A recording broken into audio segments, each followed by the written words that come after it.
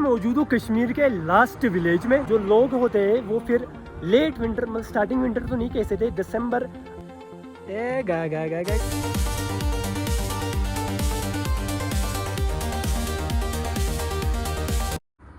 इस टाइम मैं मौजूद हूँ कश्मीर के लास्ट विलेज में।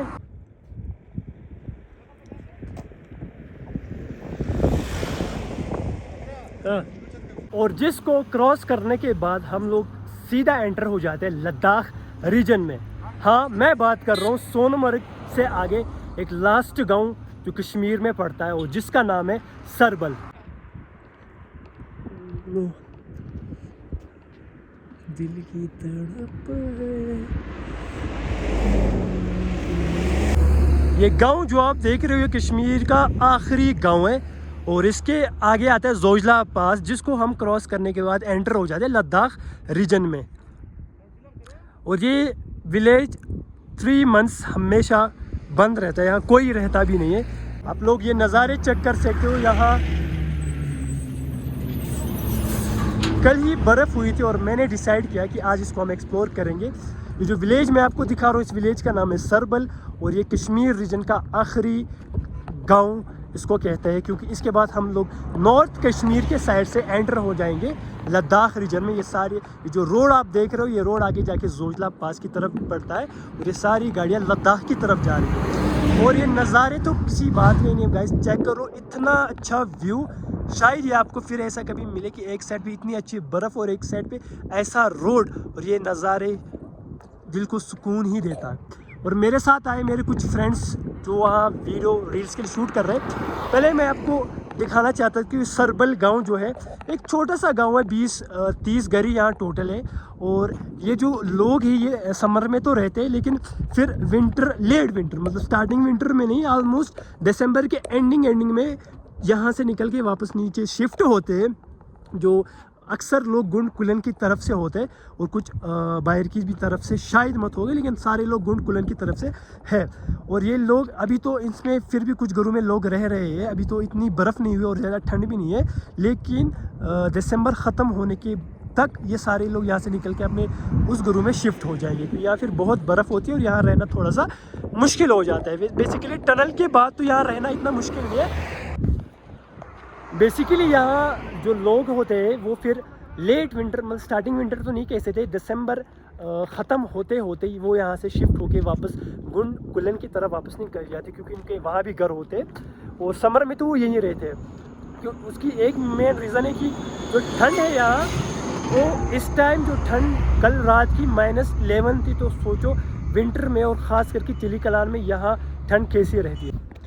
और यहाँ हमारा शूट ख़त्म हो गया है, तो ये मैं आपको दिखाना चाहता कि ये विलेज और इसका नाम जो है वो याद रखना सरबल कहते हैं, जो कि बालतल से पहले सोनमर्ग क्रॉस करने के बाद ही मिलता है। और अभी हम निकलने वाले हैं अपनी फ्रेंड्स के साथ, अब हम लोग निकलने वाले हैं वापस सोनमर्ग की तरफ। ये हम जा रहे हैं सोनमर्ग, मैं आपको दिखाऊंगा सोनमर्ग में इस टाइम बर्फ़ के। देन पहले हमने कुछ खाना खाया और फिर हम निकले वापस सोनमर्ग की तरफ। और यहाँ आप व्यू चेक कर सकते हो कि गाड़ी हमने वहाँ पार्क कर ली शाहजहां होटल के पास, और बर्फ़ तो काफ़ी अच्छी पड़ चुकी है। ये रहे मेरे साथ मेरे कुछ दरबदरी दोस्त और हम निकलने वाले ताजवास की तरफ, जो कि एक सबसे ब्यूटीफुल लोकेशन सोनमर्ग का। देन हम फाइनली निकल गए ताजवास ग्लेशियर की तरफ, जो कि सोनमर्ग में सबसे एक अच्छा पॉइंट है लास्ट में, क्योंकि वहाँ बर्फ़ हमेशा ही होती है और ज़्यादा होती है। पहले आप ये नज़ारा, बट यहाँ इतनी अभी नहीं पड़ी है, कल या परसों पड़ी थी, लेकिन फिर भी है। लेकिन हम जा रहे हैं ताजवास की तरफ, वहाँ बहुत सारी बर्फ़ हुई है। वेल, सरबल तो आप सबको मैंने दिखा दिया। हम वापस निकले, पहले हम खाना खा रहे थे, थोड़ा लेट हुआ, लेकिन इतना भी लेट नहीं, मुझे लगा ज़्यादा लेट हुआ, अभी 3 ही बजे और हम निकल रहे हैं ताजवास ग्लेशियर की तरफ। और रास्ते में भी बहुत सारे स्पॉट्स हैं जो आपको दिखाऊंगा। देन मैंने 1-2 व्लॉग्स तो पहले भी सोनमर्ग के रिलेटेड बनाए थे, बट इस बार अलग इसीलिए है क्योंकि पहले मैंने आपको दिखाया कश्मीर का लास्ट विलेज, जो कि नॉर्थ साइड से, और अब हम जाने वाले ताजवास ग्लेशियर की तरफ। यार इस पर चलने, क्या हुआ खालिद, और इस पर चलने का एक अलग ही मज़ा होता है। और जब ये बेसिकली ये साउंड करते, चलो मैं आपको ये साउंड थोड़ा सुनाता हूँ।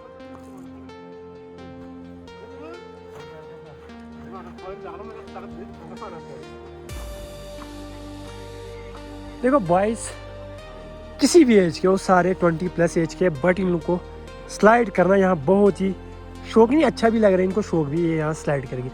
खालिद रेडी?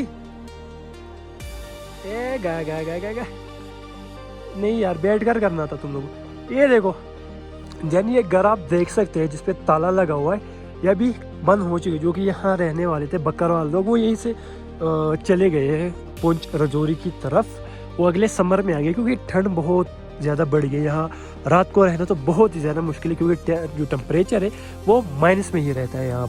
आप लोगों ने एक धमाल की मूवी देखी होगी जिसमें वो कह रहे हैं कि घास क्यों नहीं, मतलब जब घास आएगा घोड़ा खुद ही चल के आ जाएगा घास खाने के लिए, बट घोड़ा आ चुका नहीं, घास अभी भी नहीं है, यहाँ आप चेक कर सकते हो। और ये रहा ताजवास ग्लेशियर जिसकी तरफ हम जा रहे हैं। जैसे कि मैंने सुना था सोनमर्ग में बर्फ़ हुई है, लेकिन क्या है कि जब इस पहाड़ पे ताजवास ग्लेशियर पे जब बर्फ़ बढ़ जाती है तो ये हमेशा के लिए रहती है, तो समर में भी होते हैं। तो यहाँ इतना ही कि ज़्यादा बर्फ़ नहीं हुई है, 1-2 इंच ही हुई है फिलहाल के लिए जो रिपोर्ट थी वो। हाँ बेसिकली देख सकते हो बर्फ़ पड़ी लेकिन उतनी नहीं, बट फिर भी ये नज़ारे बहुत ही अच्छे लग रहे हैं मेरे को इस टाइम। और मेरे को काफ़ी ठंड भी लगा मेरे फ्रेंड। ये साइड अगर आप देखोगे तो कुछ भी आपको नहीं मिलेगा, बट इस साइड आपको बर्फ़ ही बर्फ़ मिलेगी। ये साइड बर्फ़ हमेशा रहती है पूरे। हाथ चेक कर सकते हैं मेरे बालों को भी, इस साइड ऑलमोस्ट मेरे को ऐसे -6 से -11 चला जाता है। बट यहाँ भी जो बर्फ़ आप मेरे पीछे देख रहे हो इस साइड में, अगर मैं आपको दिखाऊँ तो इस साइड भी इतनी बर्फ़ नहीं हुई है, बट इस साइड होती है क्योंकि हालांकि ताजवास ग्लेशियर में हमेशा बर्फ़ होती है। ब्लॉग कैसे लगा कमेंट सेक्शन में ज़रूर बता देना। तब तक टेक केयर, अल्लाह।